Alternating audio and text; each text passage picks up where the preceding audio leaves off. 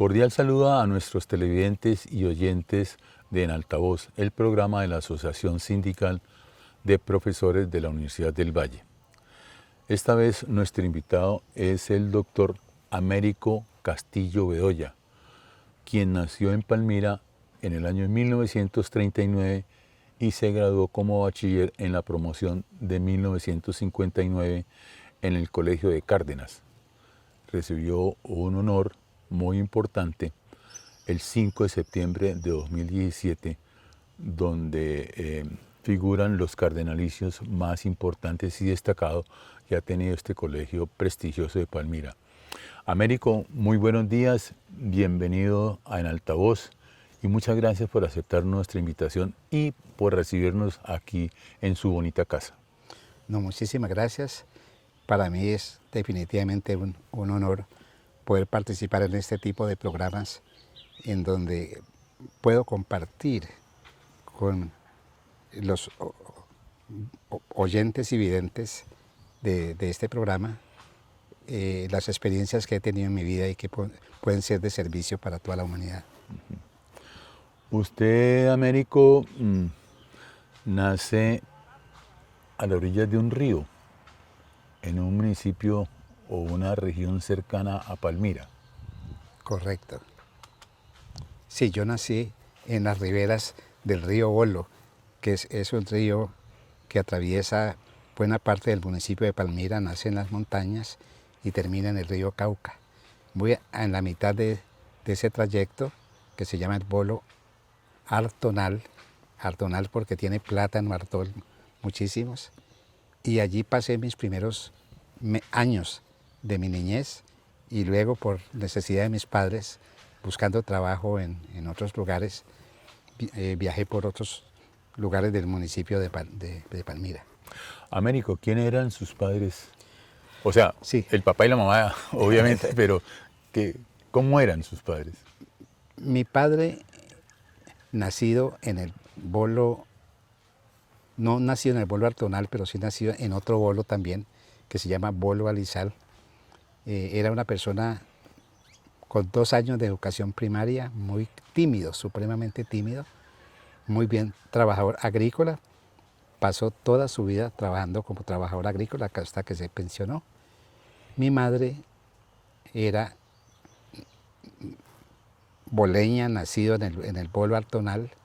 Sus padres llegaron, mi abuela era esclava de la hacienda malagana, esclava de Malagana, mi abuela materna. Y mi abuelo materno fue un aventurero paisa que se vino desde Antioquia, paró el tren en el Bolo Artonal y se bajó allí y allí se quedó, hizo hogar con mi abuela hasta que se murió él y mi abuela se casó después con otra persona. Pero ese es el origen. ¿Qué recuerdos tiene de su abuela? ¿Cómo era ella? Viniendo de ser de la esclavitud. El lado materno de mi vida se caracteriza porque las mujeres fueron muy acuciosas, en el caso de mi abuela, analfabeta 100%, pero trabajadora e inteligente como ninguna, y una madre sí, con poca educación, pero también brillante inteligencia. Ambas fueron la una humildemente la abuela haciendo sus oficios caseros y mi mamá sí era una persona más emprendedora, quiso hasta incursionar en la política en Palmira. Era una mujer supremamente inteligente y yo creo que a eso le debo yo en parte lo que tengo heredado como inteligencia, que ha sido el bastión de mi vida. Usted acaba de decir algo que su madre era inteligente.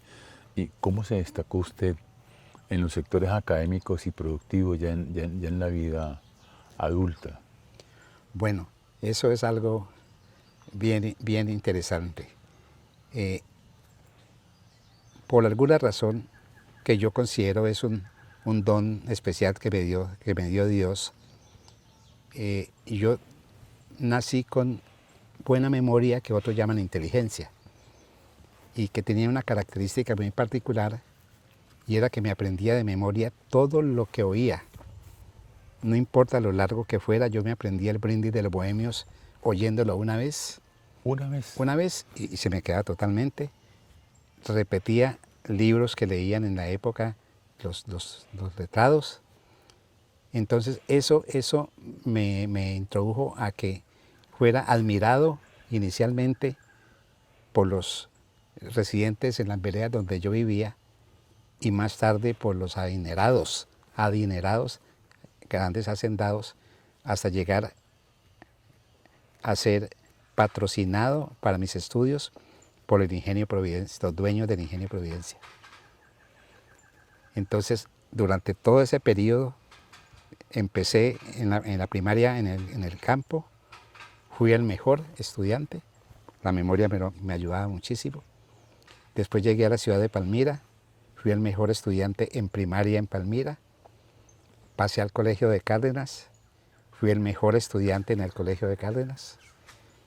No tenía dinero para entrar a la universidad, pero amigos de este grupo de ricos que me admiraban me pagaron la inscripción en la Universidad del Valle.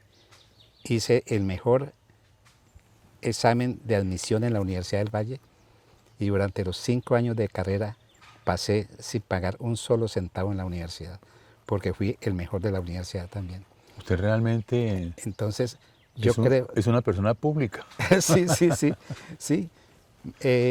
Todo lo que tengo ha sido dado por Dios. Yo no pagué primaria, no pagué colegio, no pagué universidad. Tengo 2 especializaciones, una en la Universidad de Stanford, que es de las mejores del mundo, pagada esa por las Naciones Unidas, porque fui el mejor estudiante, el premio de ser el mejor estudiante de la Universidad del Valle. O sea, no solamente conquistó su terruño, No. el Valle del Cauca, la Universidad del Valle, sino a nivel internacional. A nivel internacional. Yo siempre he molestado diciendo que estaba sacándome las niguas en el bolo artonal y cuando terminé de sacarme las niguas estaba en Washington.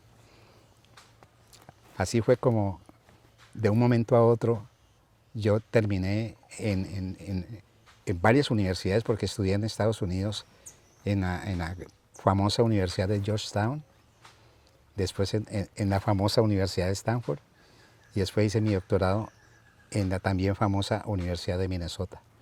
Usted en su niñez, ¿qué lo ocupó?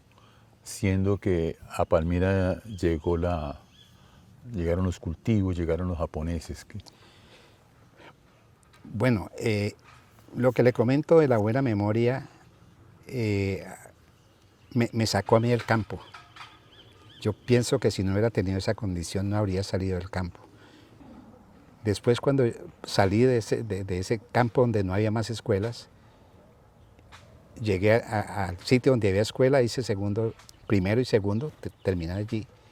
Y por la memoria fui el mejor estudiante, no había más escuelas, tenía trabajo con los japoneses si quería trabajar, pero mi profesor me pidió casi de regalo a mis padres, diciendo, ese muchachito va a ser alguien muy importante en el resto de la vida, ¿por qué no me lo dejan llevar para mi casa para que estudie en la ciudad?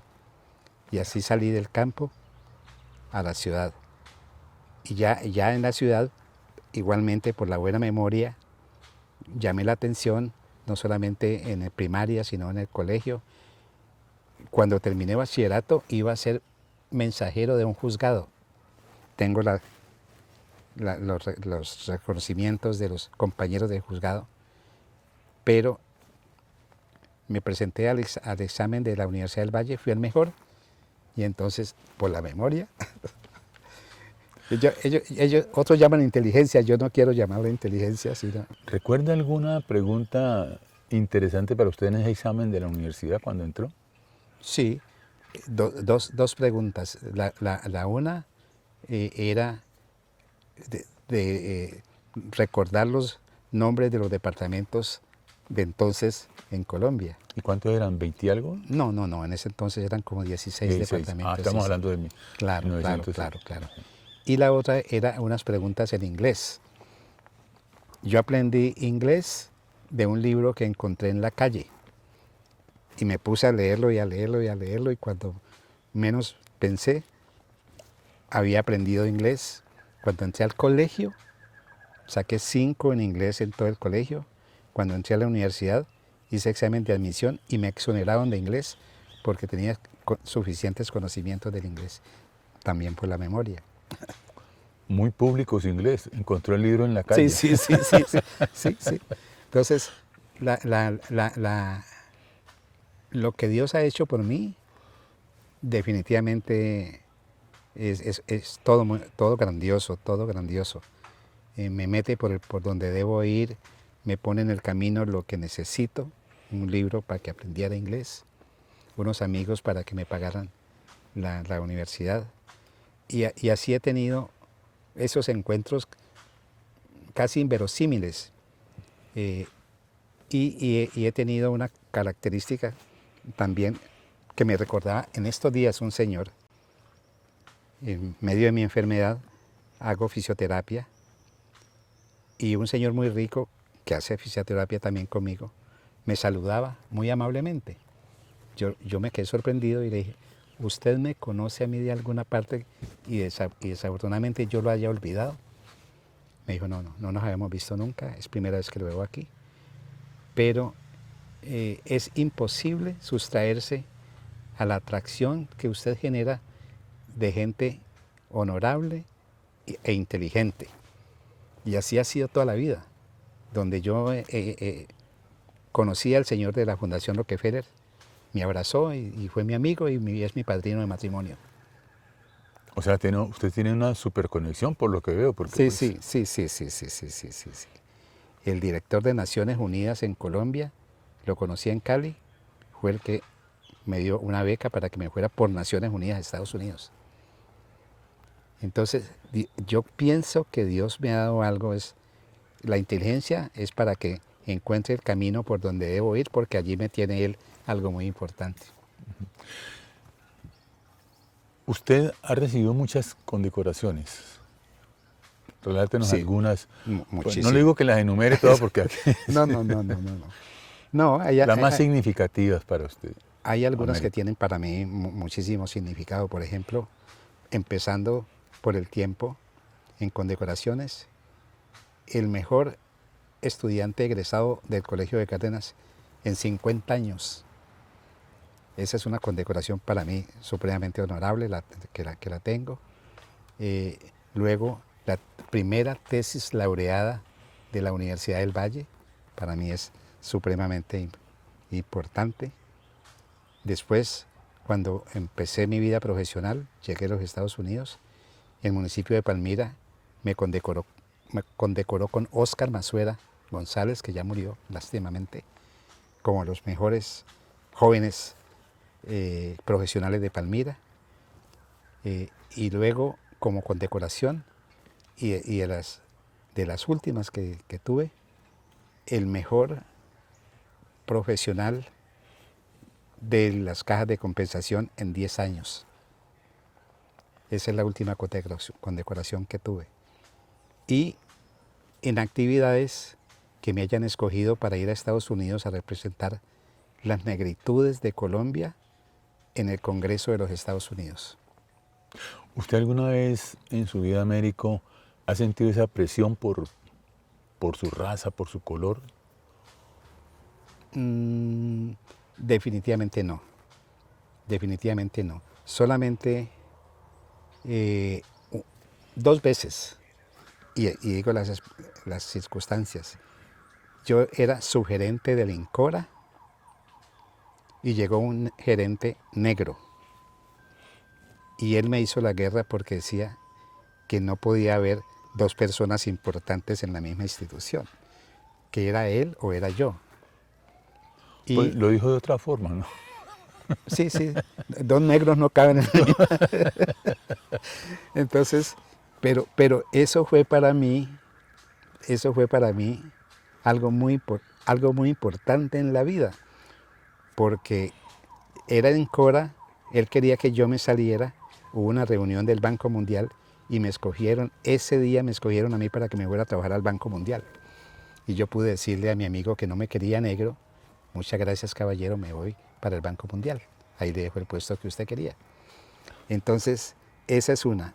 Y la otra vez que he sentido discriminación, no, un par de veces más, no digo los nombres de los personajes. No, A mí me nombraron gerente de una empresa que hizo muchas cosas en Cali. Quitó el matadero de Cali, se vendió a una empresa privada. Yo firmé la escritura para quitar el matadero de donde estaba y llevárselo para Cabaza. Esa escritura la firmé yo. Y entonces también había otro negro muy importante en Cali y empezó a hacerme la guerra, que no era posible pues, que hubiera dos negros en la misma institución. No me importó, yo dije adiós caballero y me fui para el CIAT en ese momento. Sí. Y más recientemente, en la última sitio en donde estuve trabajando, también sentí elementos de discriminación.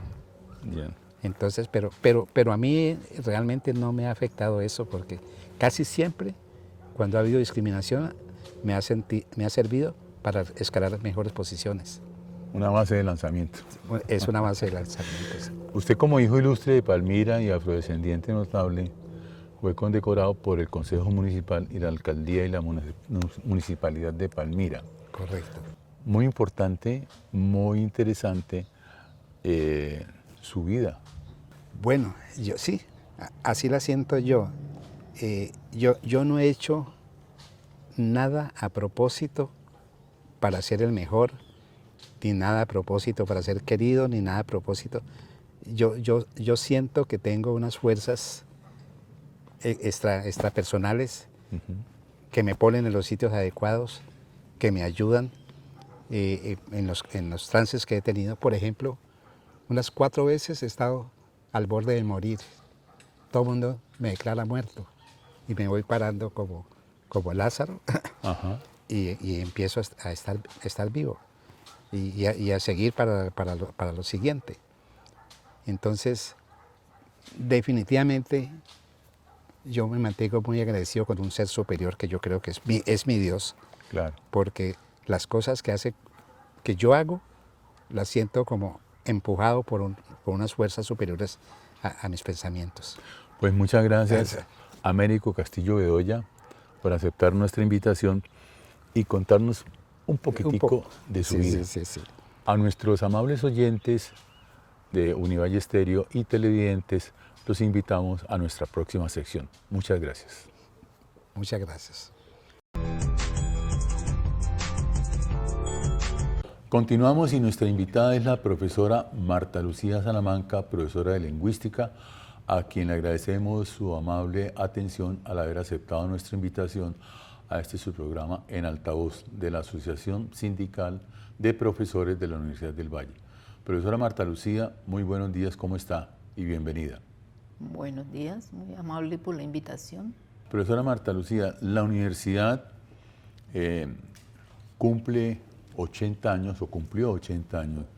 Obviamente es una universidad relativamente joven, pero como toda organización tiene sus condiciones y su proceso de acomodación y de establecerse. ¿Cómo están las condiciones laborales de los profesores hora cátedra en la Universidad del Valle? Bueno, nosotros como docentes catedráticos permanentemente afiliados a sindicatos diversos, a ASPU y a otros sindicatos, siempre nos hemos venido reuniendo para discutir las problemáticas que se han vuelto normales dentro del proceso de los profesores.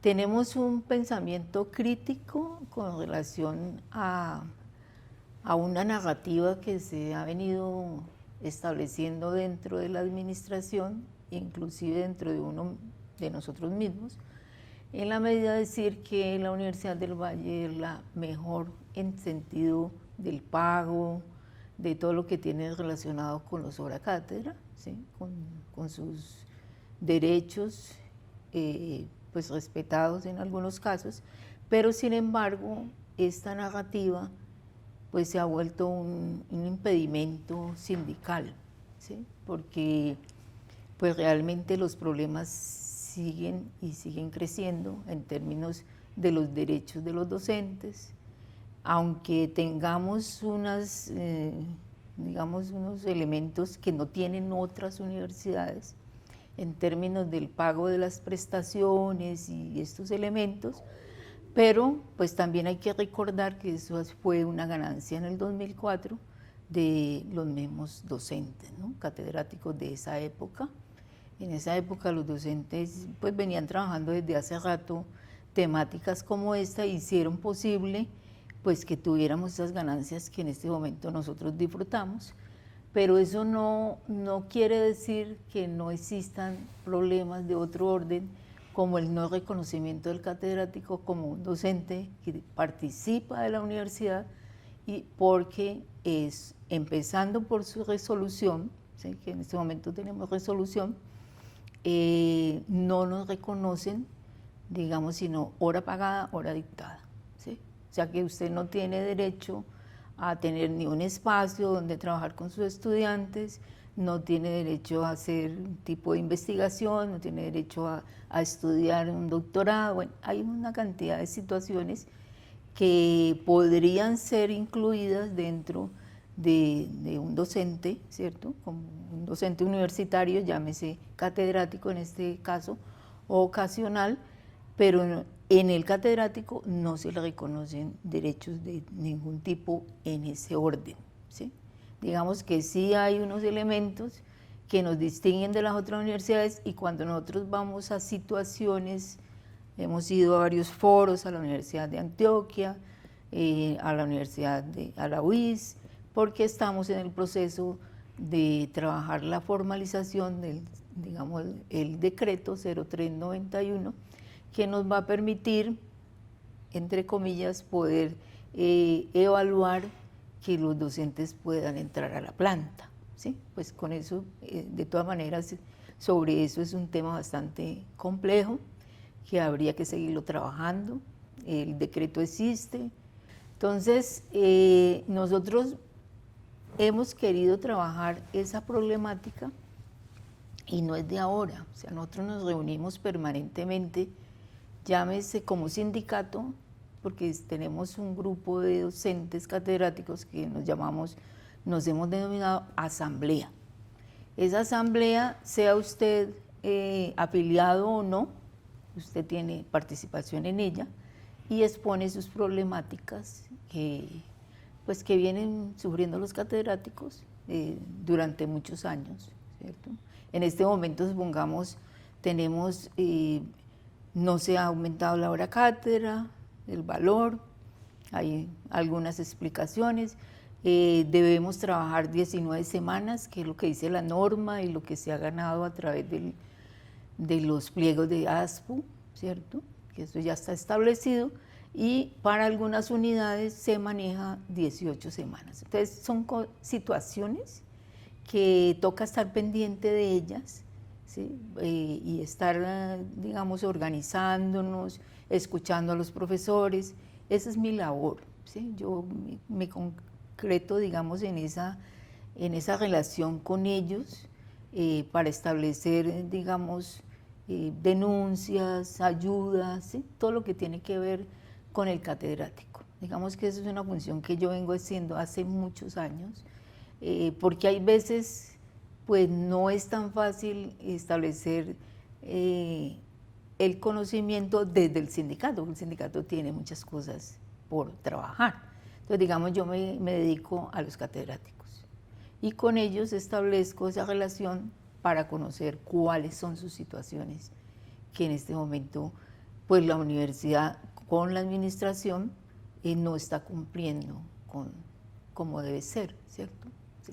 Sin embargo, como para redondear, se habla de que tenemos una precarización laboral en la Universidad del Valle, y pareciera que no, porque a través de los discursos se dice que somos los mejores en términos de los derechos, pero no es así, ¿sí? Ya entrando en la parte legal, en lo que debería tener un profesor catedrático, no catedrático como la palabra en sí, sino un docente es un docente que tiene las mismas funciones de un docente nombrado, en términos de que está preparado, ¿sí? Ha llegado aquí a la universidad con unos requerimientos, o sea que no es porque alguien lo haya elegido porque sí, sino que tiene una entrevista, también publica, bueno, hacen situaciones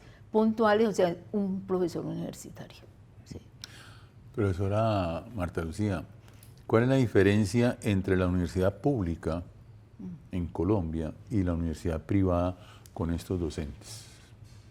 ¿Qué diferencia encontramos en ese aspecto laboral? Pues de todas maneras la precarización no es un elemento único de la pública ni de la privada, es un elemento que está ahí presente y nosotros lo hemos venido estudiando, es mundial, ¿no? O sea, la situación de la precarización viene, digamos, desarrollándose a través de muchos países, ¿sí? Y hemos hecho estudios de qué pasa en Argentina, qué pasa en otros países, y hay algo muy semejante, pues por el tipo de ideología, ¿cierto? Por el tipo de que se necesita precarizados, ¿sí? Es mejor precarizados que nombrados, porque el precarizado siempre está con menos derechos, ¿cierto? Y además pues tiene temor de ser excluido, ¿sí? Siempre mantiene esa relación. En lo privado, yo he trabajado en lo privado, lógicamente la diferencia podría ser, si no hablamos de lo económico, para que no sea un elemento determinante, pues en la pública hay más libertad de pensamiento, entre comillas, ¿sí? Porque hay veces ocurre que no es tan cierto. Pero usted yo he trabajado en la Javeriana, trabajé muchos años en la Javeriana, y no es lo mismo, o sea, uno no se siente igual en términos de cómo eres tú en tu pensamiento, ¿cierto? ¿Qué es lo que tú quieres hacer y cómo lo vislumbra? En lo público uno se siente otra cosa.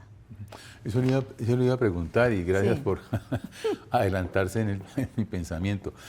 ¿Cuál es la satisfacción de un profesor hora cátedra de estar en una universidad pública, como usted lo acaba de decir, de comentar, pues de hablar, y en una universidad privada? ¿Qué satisfacción siente, por ejemplo, usted que ha vivido ambas experiencias? Sí, pues principalmente del pensamiento nuestro, el mío, principalmente diría yo, un poco de libertad frente a los procesos sociales, ¿sí? Pues como una persona comprometida, ¿no? Que no solamente va al aula, sino que tiene un pensamiento más abierto, y eso de pronto en las privadas no es tan... O sea, el compromiso nace. Sí, y uno, pues como siempre, no sé, esa fue mi idea. Yo trabajé muchos años en colegios y llegué aquí en el 2003 y yo, pues para mí era lo mejor, ¿cierto? Yo decía, no, pues la Universidad del Valle y pública. Pero sigue siendo la mejor, porque había un eslogan antes, la mejor para los mejores, sí. ¿Cierto? Sí, pero hay problemas graves en este momento. Profe, ¿la universidad pública cumple con los preceptos, con las normas, con las leyes, con lo establecido? ¿Y es un problema gubernamental, de organización, de leyes, de normas que rigen la universidad pública? Pues mira que eso es lo que nosotros hemos venido estudiando, los docentes catedráticos. Tenemos todas las normas que nos pueden proteger, sin embargo no se cumplen, ¿sí? Entonces viene como la instancia de los jefes intermedios, ¿sí? Que en determinado momento, no sé si no leen las normas o no les interesa. En este momento estamos en esa crisis, ¿no? De pronto antes había un poquito más de estudios sobre cuáles son las normas que nos rigen, el 024, ¿sí? Todo eso, aquí hay mucho de donde respetar al docente catedrático. Sin embargo, de un momento a otro parece que no existiera nada, ¿no? Entonces se pasa como por encima de esas reglamentaciones que son muy válidas y además que han sido ganadas, ¿sí? Es que lo más importante allí, creo yo, resaltaría que no es que la institución las creó porque sí, sino que como institución, ¿cierto? Como personas que han estado aquí trabajando por mejorar las condiciones, pues lo han hecho, ¿cierto? Entonces, creo que ese sería el punto clave ahí, que sí tenemos los requerimientos, o sea, los tenemos y sin embargo nos vamos a sentar en una mesa de negociación y usted no existe, usted no puede negociar porque usted no es empleado público, ni es uno, ni es lo otro, no es nada y termina en nada. Pero eso es como la norma del establecimiento, pues del Estado, que tampoco reconoce de alguna manera. Pero sí existen ya, hay digamos instancias que están diciéndonos, como la Universidad Pedagógica de otras universidades, donde sí se respeta esos derechos y se han ganado muchas tutelas con relación a que el catedrático sí tiene derecho de estar negociando en un lugar como ese. Sin embargo, la universidad se niega totalmente, o sea, no digamos universidad así en el aire, la administración se niega a negociar con los catedráticos. Profesora Marta Lucía, el nivel de los profesores catedráticos u hora cátedra, ¿qué tan alto es, por lo menos en la Universidad del Valle? ¿Alto en qué sentido? Académico. Tenemos doctores, sí. Es que eso es lo que pues, se juega en este momento mundialmente, es digamos como la meta, ¿no? Digamos que no es que ser doctor no quiere decir que sea buen docente, pueda que no sabemos. No, pero sí ha hecho un esfuerzo. Sí, de todas maneras es el reconocimiento. Uno no puede calificar si es doctor bueno o doctor malo mientras no se demuestre. Sino que los doctores, pues en el caso de otras instancias, pues ya no les gusta dictar clase, ¿no? O sea, ya es otro mundo. Sin embargo, nosotros, porque no tenemos el derecho de estudiar, ¿cierto? O sea, porque usted como catedrático no va a tener el dinero suficiente para estudiar un doctorado que tiene un valor X, ¿cierto? Y además los tiempos, porque usted es hora dictada, hora pagada, ¿sí? Digamos que por eso en este momento uno de los requerimientos de la formalización en términos sindicales, ¿sí? Porque es allí donde entra en el decreto, los sindicatos son fundamentales, ¿cierto?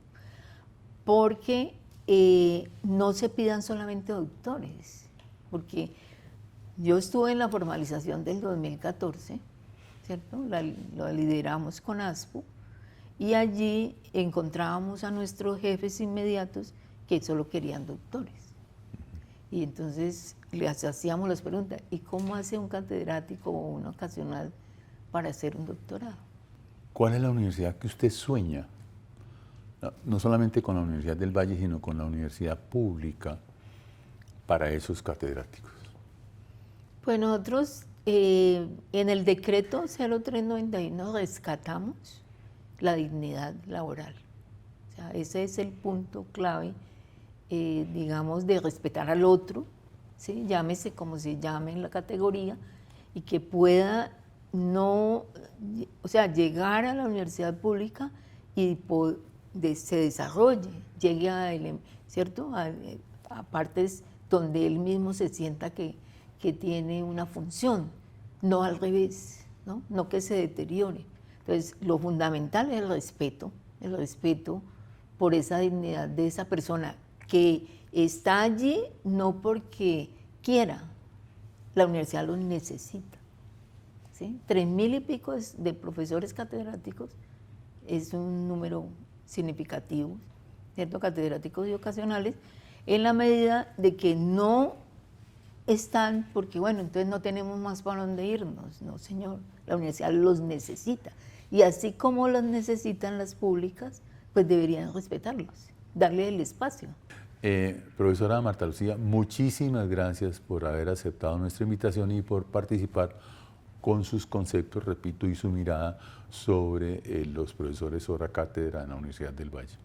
Muy amable por la invitación y espero que podamos llegar a la formalización de la mejor manera por aquellos docentes que están allí esperando ese proceso. Sí. A los televidentes y oyentes los invitamos a continuar en el próximo segmento. Continuamos en altavoz el programa de la Asociación Sindical de Profesores de la Universidad del Valle. Nuestra invitada es la profesional Sandra Liliana Escobar Lozada, quien tiene a su cargo y la responsabilidad de la Cinemateca de la Universidad del Valle, con quien vamos a hablar al respecto. Sandra, muchas gracias por aceptar nuestra invitación. Cordial bienvenida. Gracias, profesor, por la invitación. Y bueno, aquí estamos para conversar sobre la Cinemateca. ¿Cuánto lleva la Cinemateca? ¿Cuánto tiempo tiene la Cinemateca de la Universidad del Valle? Bueno, la Cinemateca está más o menos aquí en la universidad desde 1993. Hace parte como cuando se hace la planeación del 86 al 2000 de lo que va a ser la Universidad del Futuro, se piensa mucho en lo cultural. Entonces se crea una decanatura asociada de cultura para que trabaje todos estos proyectos culturales. Muchos de ellos pues ya no existen, otros se mantienen, y uno de esos proyectos en los que seguimos manejando o trabajando fuerte es la Cinemateca de la Universidad del Valle, adscrita a la facultad, actualmente adscrita a la Facultad de Artes Integradas. ¿Qué significa, Sandra, la Cinemateca y esa parte cultural para la sociedad del futuro? Es muy importante, es bastante importante el arte en general. El arte es una forma de expresión social, cultural, entonces es allí sobre todo un espacio donde se puede generar pensamiento y hasta cierto punto, depende de dónde estemos, pero se puede hablar con más libertad, ¿no? Y sobre todo la generación de pensamiento. Bueno, esa frase que dice que hasta cierto punto podemos tener más libertad, realmente el arte, pues si se quiere tendrá política, si se quiere tendrá nacionalismo o cosas por el estilo, pero el arte es arte. Claro, el arte se puede utilizar y precisamente eso es lo importante, que el arte se puede utilizar.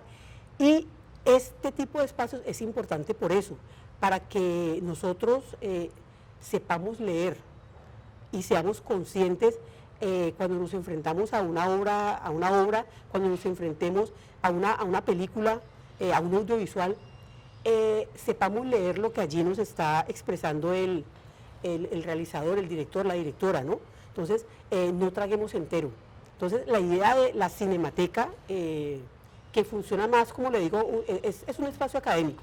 Es un espacio académico donde básicamente viene la gente y venimos, porque yo todos los días aprendo cosas, el público es una cosa muy, muy interesante, se hacen unas discusiones muy interesantes, venimos a aprender a leer el lenguaje audiovisual. Realmente, en el fondo, la Cinemateca, ¿qué representa? ¿Qué hace? ¿Cuál es su función para la sociedad, para mostrar, para sostenerse como una cinemateca en la realidad, en la práctica? Bueno, lo que pasa es que una cinemateca, la definición, es un espacio en el que se restaura y se conserva material audiovisual. Por eso, digamos que la Cinemateca de la Universidad del Valle, pues el nombre no corresponde mucho a su función, porque no hacemos eso, no hay los recursos para hacer ese tipo de actividades. Entonces, en estos momentos es un espacio académico, que trabajamos de mano con otras unidades académicas. Entonces, por ejemplo, con artes visuales, tenemos un día de animación, porque el programa de artes visuales tiene un grupo de investigación que está haciendo una película animada. Entonces nosotros tenemos un día en el que presentamos cine animado, stop motion, para que la gente conozca la técnica, conozca, bueno, etcétera. Con el programa de Derecho, con la Facultad de Derecho y y ciencias políticas y estudios políticos. También ya nos asociamos y vamos a tener un par de días al mes presentando material que es de interés para ellos, material cinematográfico que es de interés para ellos. Entonces, la idea de la Cinemateca aquí al interior de la universidad es trabajar en llave con los programas académicos. Ese rendimiento académico, ¿sí tiene productos a la vista de lo que se ha trabajado durante todo este tiempo? Sí, es difícil de todas maneras porque digamos que mucha gente asocia el cine o lo audiovisual como con el entretenimiento, ¿no? Y pues la idea precisamente de estos espacios, más que entretener, es aprender, ¿no? Es aprender, generar conocimiento, hacer lecturas críticas del material al que tenemos acceso. Entonces, a veces es difícil que convocar a la gente, ¿no? Llegar a la gente, también por el tipo de cine y audiovisual que vemos, pero sí, cada vez las discusiones son más interesantes, cada vez está llegando más gente de afuera, viene porque la Cinemateca es abierta para todo el público de Cali, del Valle, de Colombia, el que llegue aquí, la entrada es gratuita, bueno, etcétera. Entonces, sí, cada vez es más interesantes las discusiones y los aportes que la gente hace al final de las proyecciones. Sandra, ¿qué temas son llamativos, son más importantes, los que atraen más público, más gente, más estudiantes? Bueno, pues ahora estamos y no salen las propuestas tanto desde la Cinemateca, mías, que soy quien hago la programación, sino que es gente que llega pidiéndome espacio para. Entonces en estos momentos se está hablando mucho del tema Palestina y hemos tenido varias actividades y la próxima semana vamos a tener un par de días dedicados al tema Palestina y la gente cada vez está como poniendo la mirada en esa situación. Entonces estamos viendo películas muy bellas, pues desde lo estético, desde lo audiovisual, muy duras, pero por ejemplo ahora es un tema que está allí. Puesto ahí. Puesto allí, está relevante. Ya. ¿Qué temas, cómo se enamora o cómo se enamoran las personas de este trabajo de la Universidad del Valle, que esencialmente no es una cinemateca, sino en la dirección que tú has expresado? ¿Cómo se llega a enamorar la gente? ¿Sí hay más adeptos cada día? Este año ha mejorado mucho. Bueno, también lo otro es que hemos tenido asocio con algunas muestras y festivales. Entonces son muestras y festivales que son a nivel nacional, por ejemplo, la MUICA, que es la muestra itinerante de cine africano, o la muestra internacional de cine por los derechos humanos, o la muestra internacional del medio ambiente, ¿no? Entonces, este hecho de que esas personas nos inviten a ser parte de sus muestras y de sus festivales, pues también atrae gente porque ellos mueven público por fuera de la universidad. Entonces esto también ha hecho que llegue otra gente más allá de los estudiantes y de la comunidad universitaria. ¿Cómo se relaciona la Cinemateca de la Universidad del Valle? Ya lo dijiste, con personas que vienen de afuera, pues no son estudiantes propiamente, pero con otras cinematecas, ¿tiene alguna relación ¿tenemos alguna relación? Bueno, lo que pasa, ahí se hacen cosas, a veces con la Cinemateca La Tertulia se hacen asociaciones allí para presentar, o a veces si hay que traer algún invitado, la universidad pone eso, la Cinemateca pone lo otro, pero también aquí en Cali hay algo que se llama el CINEC, que es el circuito de cineclubes de Cali. Entonces, pues nosotros no somos muy activos, pues porque estoy yo sola y a veces es difícil como participar en todas las actividades que ellos realizan, pero existe en Cali el circuito de cineclubes de Cali y a veces nos reunimos, a veces puedo participar, hablar sobre este tema de los públicos, de las temáticas, a veces ellos son muy juiciosos organizando charlas, organizando,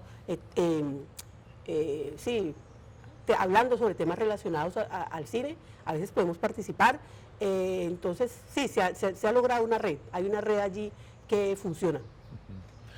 Que el público participa, también el público define, me decías hace un momento que temas, temáticas, situaciones, títulos. Sí, claro, igual la idea es tratar de atraer al público joven de aquí de la universidad, ¿no? Cada vez los chicos y chicas están entrando más jóvenes a la universidad. A veces se encuentra uno niños y niñas de 14 años que ya están en primer semestre. Entonces, pues también hay un trabajo allí como de atraerlos. A veces entonces pongo temáticas como más juveniles para que lleguen, entonces ahí ya uno se los charla, les cuenta de qué se trata el espacio, ¿no? Que se interesen en la importancia del espacio y de que ellos estén allí.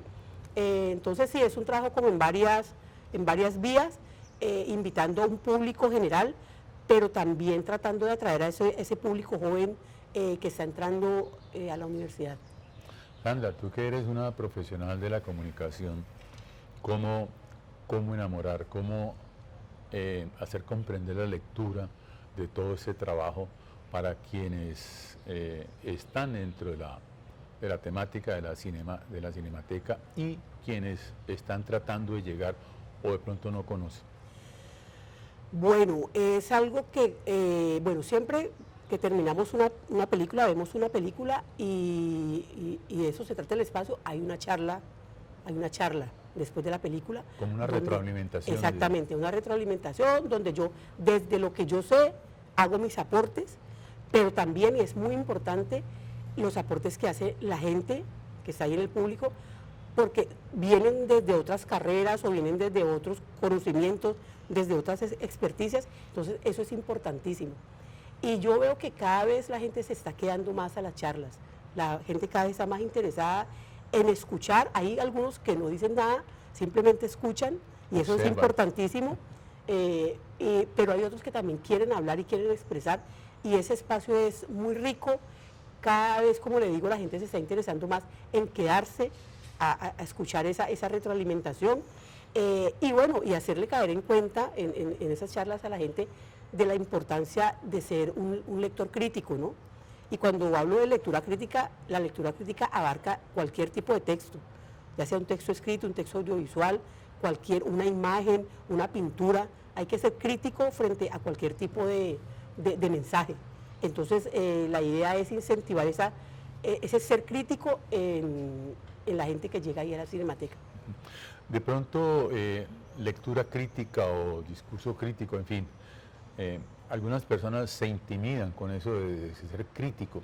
¿Cómo puede participar una persona que inicia a hacer una lectura crítica, bien sea algo escrito, una película o una pintura? Bueno, muchas veces el audiovisual tiene un lenguaje, ¿cierto? Y muchas veces creemos que sabemos o que entendemos ese lenguaje. Entonces, muchas veces esas charlas al final de las proyecciones se tratan como de revelar y decirle a la gente: ustedes vieron en esta escena cómo el personaje se quedó mirando hacia el horizonte. Para ustedes, ¿esto qué significa? O sea, como una guía. Exactamente, como desmenuzar un poquito ese lenguaje que muchas veces la gente entiende, pero no es consciente. Entonces, hacerlos conscientes de esos mensajes y de esas letras que hay allí en el audiovisual. ¿Qué público hace la mayor audiencia? ¿El público joven, el público ya de cierta edad, gente de afuera, mujeres, hombres, señoras, jovencitas? Yo creo que, por ejemplo, ayer tuvimos una película colombiana, muy buena película, Golán, y casi la mayoría del público era público adulto, gente que venía de afuera. Vino gente de afuera acá a la universidad, gente adulta, grande, a ver la peli, y digamos que hay un público que es como fijo, y este público que es fijo es gente adulta que viene de fuera de la universidad. Los chicos y las chicas rotan más, Pero esa rotación yo creo que también tiene que ver es con el hecho de que pues ellos acá están estudiando, tienen clases y tienen no unos pueden, horarios. sí, tienen unos horarios y no pueden pues como todo el tiempo estar allí, ¿no? Pero sí, se rotan, aunque también hay algunos fieles por allí, alguna audiencia fiel dentro de la universidad, pero se rotan más los estudiantes. Sandra Liliana, y por último, ¿tienen espacio para que invite a quienes vean este programa en altavoz a participar en la Cinemateca? Bueno, no, la Cinemateca de la Universidad del Valle está ubicada en toda la universidad, no tenemos un auditorio fijo, así que nos estamos moviendo. Entonces la invitación es que nos sigan en nuestras redes, que tenemos una fanpage en Instagram, es Cinemateca Univalle, allí se van a enterar de toda nuestra programación, o en la cartelera que está a la entrada de la entrada peatonal de Paso Ancho, ahí está nuestra cartelera, todos los viernes se actualiza la programación de la próxima semana, entonces invitados a que nos sigan en redes y nos vemos acá en cine. Gracias a Sandra Liliana por su participación en este su programa en altavoz de la Asociación Sindical de Profesores de la Universidad del Valle. Muchas gracias, profesor, por la invitación. A quienes nos ven y nos escuchan, muchas gracias, muy amables, feliz día.